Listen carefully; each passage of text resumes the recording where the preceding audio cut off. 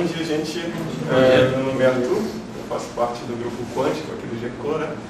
Hoje eu vou falar para vocês sobre redes de distribuição quântica de chaves, ou QKD, que foi uma das aplicações que o Diego acabou de comentar. A gente vai começar falando o que é o QKD, né? O que é a distribuição quântica de chaves, e citar o funcionamento de alguns protocolos do QKD, falar um pouco dessas redes QKD, e citar um pouquinho o nosso trabalho que a gente vem desenvolvendo aqui nesse sentido. Bom, beleza. O que é a distribuição quântica de chaves? Ou Quantum Key Distribution, né? Na verdade, uma forma que a gente tem para transmitir, para enviar chaves de criptografia de forma totalmente segura. Por quê? Como que a gente quer realizar quando a gente quer realizar uma comunicação segura, o que a gente faz? A gente quer enviar uma mensagem. Para enviar essa mensagem, a gente criptografa ela. Ou seja, a gente joga ali um algoritmo de criptografia, pega essa chave, bota ela ali na nossa mensagem e torna ela ininteligível, né? Isso quer dizer que qualquer pessoa que pegar essa mensagem não vai conseguir desbloquear ela, não vai conseguir entender ela, a menos que tenha a chave. Só que qual é o problema? Quando a gente fala no cenário atual, né, na internet clássica, a gente vai mandar essa mensagem, vamos dizer que a Alice quer mandar essa mensagem criptografada para Bob. Ela vai mandar através de um canal clássico. Beleza. Só que pelo mesmo canal, né, pelo mesmo canal clássico, né, nossa internet atual, ela também vai precisar mandar a chave. Ou seja, há um risco ali de a gente ter um eavesdropper, né, um bisbilhoteiro na rede, e ele obter essa chave. Ou seja, não há garantia de segurança na transmissão da chave, mesmo que a mensagem esteja criptografada.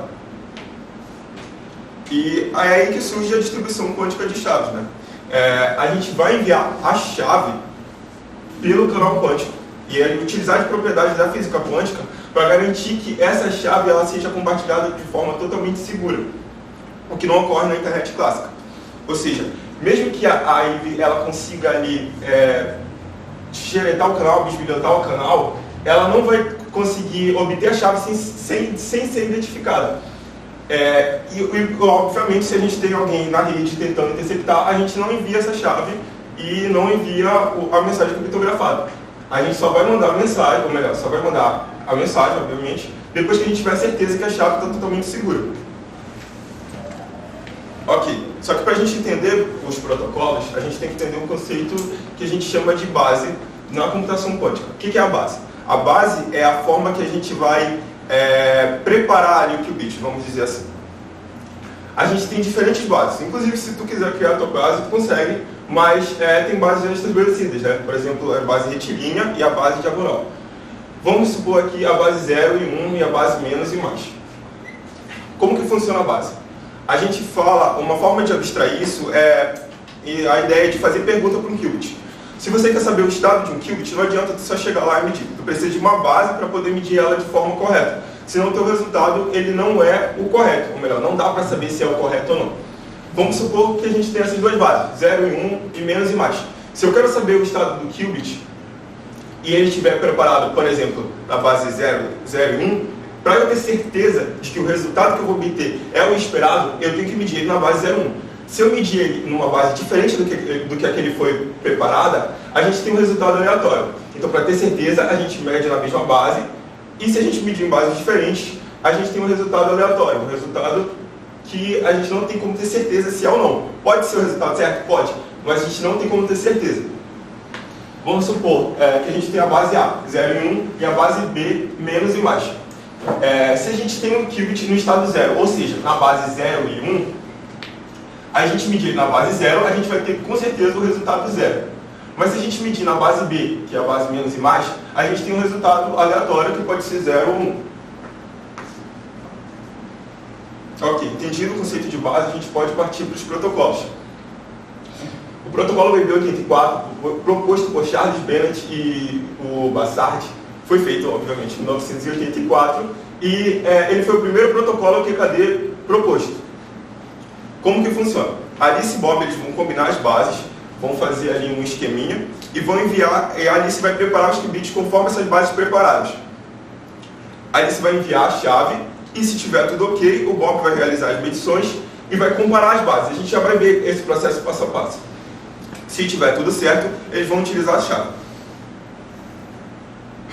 Ok. Imagine esses estados quânticos aqui. Azul é uma base, vermelho representa outra base. Base mais e menos, base diagonal daqui e diagonal dali. A gente tem estados quânticos. E a Alice e o Bob vão definir, olha, toda vez que eu tiver um 0 na minha chave, eu vou mandar em um desses estados aqui. Ou esse ou esse. Toda vez que eu tiver um na minha chave, eu vou mandar em um desses estados. Esse ou esse. E ela vai escolher essa base de forma aleatória para cada bit que ela tiver enviado. Vamos supor que ela vai enviar esse 0 aqui.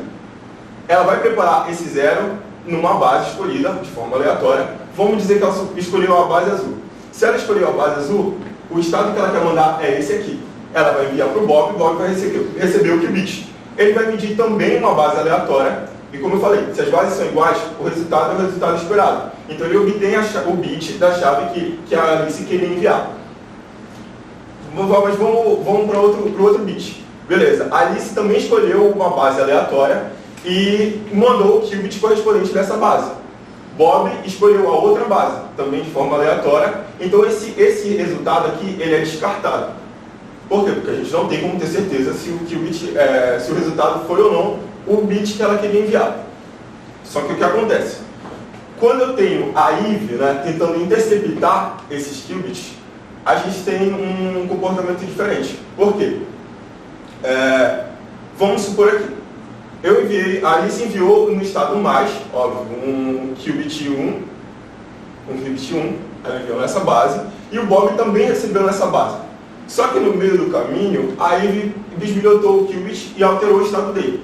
Como ela não tem certeza qual é a base, ela vai medir e ela pode interferir no estado. Quando ela reenviar esse qubit para o Bob, esse qubit vai vir alterado. Então o Bob, na hora que ele medir, ele não vai ter certeza, ou melhor, o resultado pode ser diferente do que a Alice mandou. Por quê? Porque esse qubit foi interferido no meio do processo. Nesse caso aqui, vamos supor que a Alice pegou esse qubit e interferiu nele. Quando ela interferiu nele, ela mudou o estado, por exemplo, ela mediu na base diferente. Nessa que ela mediu numa base diferente, quando o Bob medir, mesmo que eles tenham a mesma base, o resultado foi diferente. O resultado não foi o esperado, que era para ser 1. Então o que acontece? Para a gente saber se a base foi ok, depois de todo o processo de fazer isso em todos os qubits, a Alice e o Bob vão compartilhar as bases, obviamente, para saber, olha, essa base aqui deu match, essas bases aqui deram match, então tu vai adicionar esses resultados na chave. Por exemplo, o segundo qubit, a gente mediu na base diferente, então descarta esse resultado. Depois desse processo, a gente vai comparar um pedacinho da base, um pedacinho da chave obtida por Bob, um pedacinho da base obtida por Alice, para ver se os qubits estão ok. Se tiverem muitos bits diferentes, óbvio, já contando com os erros, isso quer dizer que a Alice pode estar ali no meio do caminho, e se a Alice está ali no meio do caminho, se a Eve está ali no meio do caminho, a gente vai descartar essa chave e vai enviar de novo e assim por diante. Nota que a gente está compartilhando só a chave pelo canal quântico. A gente não está mandando a mensagem em si. A mensagem também é enviada de forma clássica. Só que ela só é enviada quando eu tenho certeza que a minha chave é segura. Uma pergunta. Pode voltar aí. Eu perdi a explicação sobre eles combinarem as bases. Eles têm algum tipo de combinação sobre isso ou não? Porque pelo que eu vi, não, né? Não. Por exemplo, a gente pode escolher de forma arbitrária, dizer, olha, esse estado aqui eu quero representar ele, esse estado horizontal, eu quero que ele seja o bit 1, certo? E esse estado vertical ele vai ser o bit 0. Essa pré-definição já tem um padrãozinho, mas a gente pode alternar aqui. A gente pode dizer, olha, esse bit é tal. Mas a minha pergunta é entre Alice e Bob. Não há pré-acordo do que seriam as bases. Justamente por não ter, por esse acordo de ser aleatório, ali se envia e Bob chuta quais bases que vão ser. E aí, no final eles comparam o que eles fizeram, uma parte do que eles fizeram. Ao que bater, eles geram a chave. Aí, ou seja, como o Bob não sabe a chave que é a base que ele está usando, vai ter erro no final. Isso naturalmente se tiver um terceiro também bibliotando, vai aumentar ainda mais esses erros, certo? Sim. Os bits que têm as bases diferentes, a gente automaticamente descarta. Sim, entendi. Isso aqui pode acontecer erros diferentes. E Então, conclui. Pode acontecer erros na rede, e esses erros também eles são previstos lá no final do protocolo, a gente dá uma eliminada nesses erros também. Se aparecerem muitos erros, aí quer dizer que talvez tenha uma ISO, e aí a gente não considera aquela chave. Eles só vão considerar se for realmente extremamente segura, aí eles vão adotar a chave, senão eles descartam, vão ficar fazendo isso até chegar no consenso. Certo? Agora, uma coisa que o Diego falou um pouco rápido, que talvez boa parte da turma não tenha entendido, é que essa característica especial dos bits quânticos de estar entre 0 e 1, ou seja, a gente está falando aí de um contexto subatômico, né? Então a gente imagina um spin lá que ele pode estar no estado 0 e 1, ele vai estar assim antes de ser medido.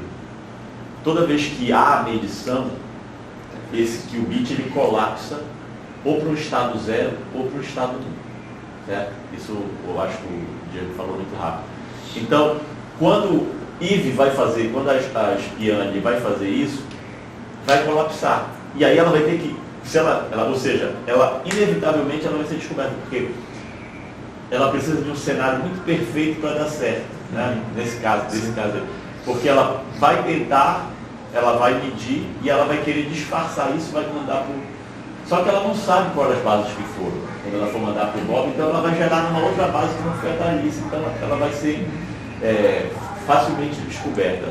Teria que ter a grande coincidência de ela gerar na mesma base que a Alice gerou de forma aleatória.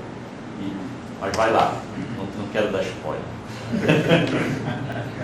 Tá. Partindo agora para o protocolo BNA 22, que foi proposto agora só pelo Bennett, em 1992. A gente vai usar agora 2 estados ortogonais. A gente tinha 4 estados, divididos em 2 bases, né? 2 estados para cada base. Aqui não, aqui a gente vai pegar um estado de cada base. E Alice e Bob, eles vão escolher, óbvio, qual base a gente quer combinar para qual estado. Vamos supor que quando eu tiver 0, eu vou escolher, olha, eu quero o estado 0, a base 0 e 1. E quando eu quiser enviar o bit 1, eu vou mandar o mais da base mais e menos. Os bits, ou melhor, os qubits, os estados, eles podem ser trocados. Eu podia, por exemplo, usar o estado 1 aqui, ou o estado menos, e assim por diante. Só que a forma como a gente obtém essa chave é diferente do protocolo BB84. Aqui a gente deduz, aqui a gente não precisa comparar as bases. Mas o restante do processo é igual, a gente ainda tem aquela checagem dos erros e tal. Ok, um detalhe aqui legal também de falar é que, sobre aquilo que o Diego falou, para a gente colocar um qubit de superposição, a gente usa a porta de Hadamard. Um estado mais é basicamente um qubit no estado 0 passado por uma porta de Hadamard. Quando a gente coloca uma porta de Hadamard, ele está no estado de 0 e 1 ao mesmo tempo, a superposição, e ele vai estar no estado mais. Quando ele passar de volta pela porta de Hadamard, ele vai voltar para o estado original, porque as portas de Hadamard são reversíveis. O estado que chega é o mesmo estado que sai, se nada acontecer aqui do meio do processo. Beleza. No protocolo B92, como eu falei, agora a gente só tem 2 estados. Um estado para 0 e um estado para 1.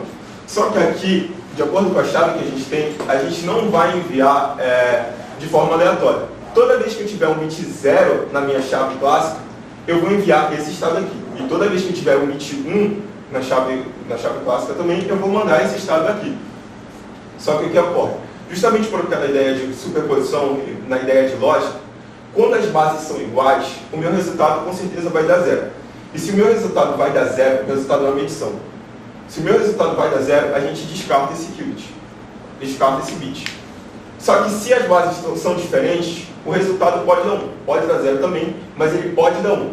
Por quê? Porque aqui, basicamente, quando a combinação das bases é diferente, ou seja, quando eu tenho um estado quântico e eu coloquei em superposição e eu medi ele sem tirar de superposição, o estado pode dar 1, já que ele pode colapsar em 0 e 1. E quando a gente tem as bases iguais, a gente descarta. Beleza. Só que o estado também pode dar 0. Por exemplo, aqui, a gente tem bases diferentes, né? Só que o estado dá 0. Por quê? Porque ele está em superposição. Ele pode cair em 0 ou ele pode cair em 1. E aí a gente só vai considerar os resultados quando der em 1. A gente não adiciona o resultado da medição. A gente deduz. Poxa, se o meu resultado deu 1 e eu medi na base mais e menos, então com certeza ele se me mandou nessa base aqui.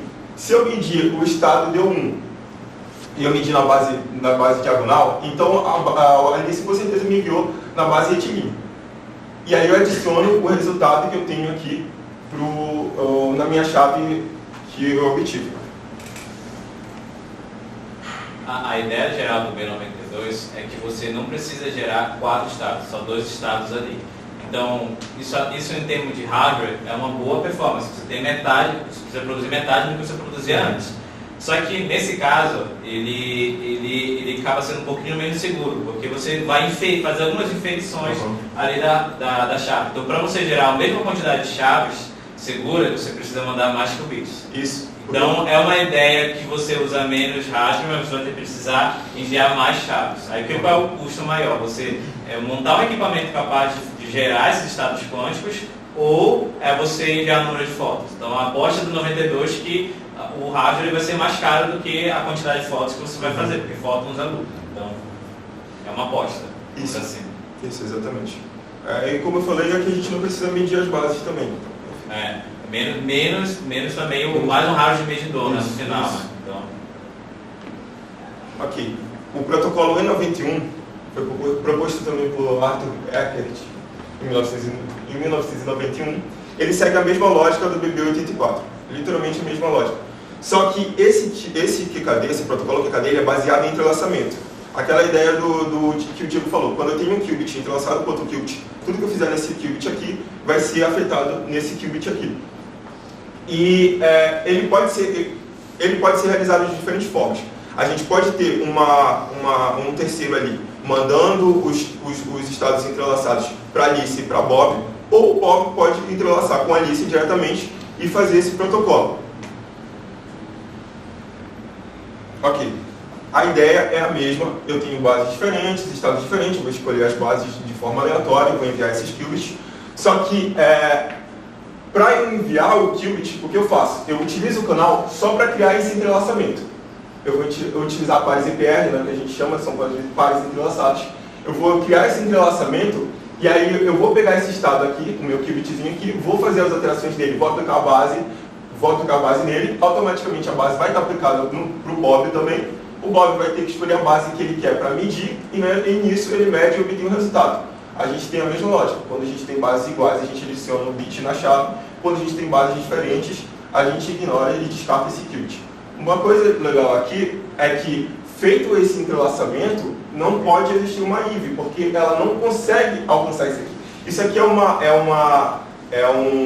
um conceito diferente. Não é como se eu tivesse um qubit ligado ao outro por um cabo. Eles estão maximamente emaranhados.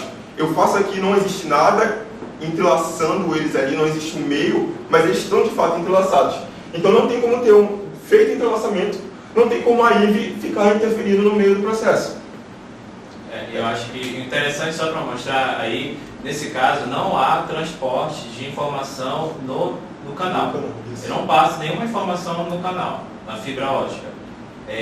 A partir do momento que o par EPR ele existe entre Alice e Bob, entre fim a fim, eu tenho um caminho fim a fim, eu faço uma modificação no ponto A e essa modificação vai aparecer no ponto B. Então, a questão do IV aí basicamente não existe, né? Existem algumas possibilidades, mas você não está transmitindo uma informação no meio. Então isso é bem interessante. Só que para você criar esse par entrelaçado é uma dificuldade. Um dos proponentes dessa ideia de emaranhamento foi que ganhou o Nobel 22. Então é uma coisa nova, bem interessante de se entender, mas é mais difícil de fazer do que os outros. Você está usando foto, gerador de foto. É teletransporte de informação. Exatamente. Só que aí, me corrija se eu estou errado, porque eu ouço o pessoal falar que com esse entrelaçamento você não consegue transmitir informação. Ou até então não se consegue. Tipo, de fato existe um entrelaçamento, um elétron pode estar aqui, o outro do outro lado do universo, você mexe aqui e vai mexer lá do outro lado. Só que, pela minha ignorância aí, desculpa. Como é que tu consegue usar isso para algo útil se que eu ouvi falar é que você não consegue tirar informação disso? Sim. A ideia... Tipo, isso é uma proposta teórica, já existe? Não, já existe de fato. E todo o processo de teletransporte ele é baseado nessa ideia de entrelaçar pares. O que acontece é que quando a gente entrelaça, eu vou fazer as minhas alterações aqui no meu build. Beleza, eu vou utilizar o canal, vou entrelaçar meu par aqui com o do Bob. Só que o que eu fizer aqui vai afetar diretamente no qubit do Bob. Só que o Bob precisa também dessas informações para ele poder medir lá de forma correta. Isso. Entendeu? E isso eu uso o canal clássico para Isso, enviar. exatamente. O que acontece? Eu não consigo transmitir a informação completa, eu consigo transmitir uma informação, só que essa informação ela precisa ser auxiliada por um canal clássico. Esse é o ponto. Então eu não consigo fazer um teletransporte, eu consigo fazer um teletransporte para a Lua, sei lá, mas vou precisar de um canal clássico que me diga quais são as correções que eu vou ter que fazer. Isso. Em si, não é uma propriedade só do entrelaçamento, né? Você não entende. Sempre a comunicação quântica vai precisar da comunicação clássica em apoio. E a aplicação prática? Você transfere chaves, tokens criptográficos para serem utilizados, por exemplo, como estratégia auxiliar numa comunicação segura. No caso do 91, sim, né, que são as redes de distribuição de chaves, mas existem aplicações que você pode codificar dados nisso. E aí você vai transmitir dados a partir disso, que são a segunda aplicação, que são as redes quânticas. E sim, já se usa inclusive no Brasil, então é um dos primeiros cases. Eles estão estudando ainda, assim, de como é que eles fazem. Mais ficha lá. Sim. Ok. Passa logo para as redes lá, se der tempo. Isso daí uma ideia legal, como o professor falou, a ideia é que você tem um cenário possível, né, que você tem a Eve acertando todas as bases que chegam para a Eve pega e acerta e vai obtendo aquela chave. Só que isso é quase impossível, eu não vou dizer impossível, mas é quase impossível. Essa aqui é a forma que a gente tem para a probabilidade de detecção da Eve. Você pode ver aqui que com 10 bits numa chave, a probabilidade da Eve ser detectada já vai para 95. Só que a gente está falando de criptografia, a gente tem chaves de tamanho de 128, 256, 2048, e quanto mais você aumenta o tamanho dessa chave, mais a chance da Eve ser detectada. Ela não chega a ser 100% né, de chance, vários números ali. Mas a ideia é que, assim, se você usar tamanho de chave muito pequenas, você vai ter uma detecção ali, mas passou ali, né, de 10, você já... Sim.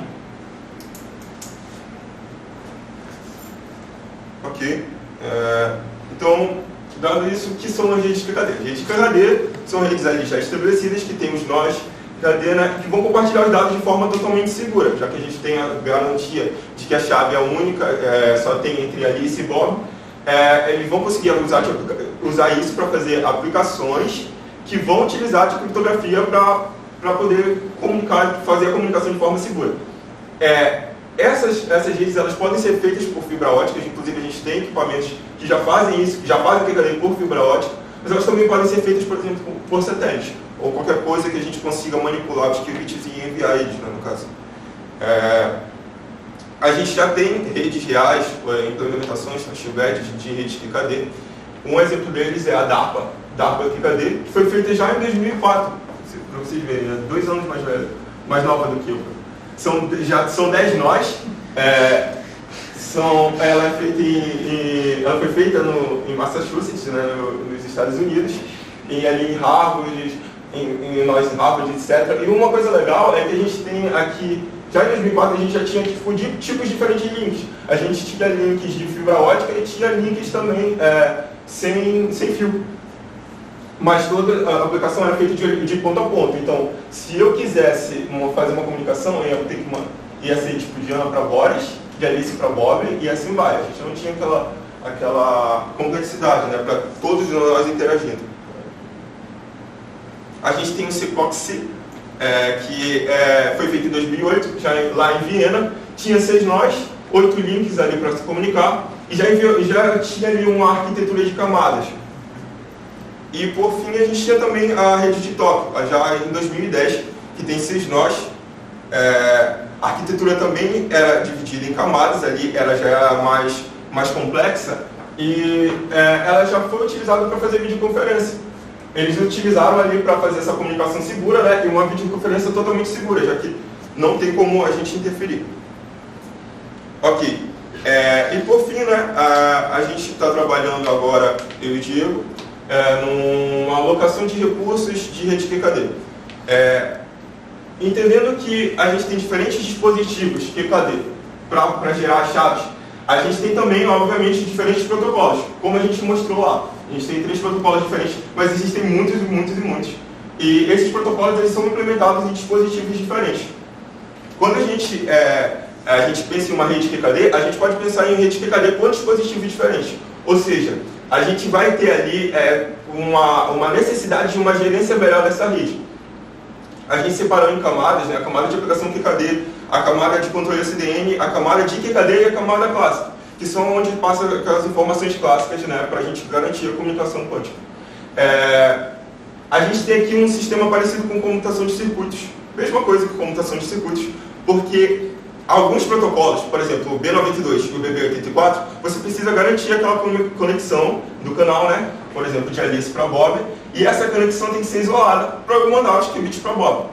O E91 seria diferente, você só precisaria do canal para conectar eles, mas é basicamente comutação de circuitos. Você aloca aqueles recursos, né? Você garante eles. E para isso a gente tem que ter um bom controle da rede, né? Garantir um bom funcionamento, e a gente está fazendo isso implementando em Python, fazendo simulações com algumas bibliotecas prontas, mas no geral a gente está basicamente criando um simulador e gerando requisições diferentes, requisições com aplicações diferentes, com tipos de chaves diferentes, e elas são executadas ali e tentando fazer isso de forma que a rede seja seja funcional, né? Atenda a todas as requisições que a gente quer. E é isso. Obrigado.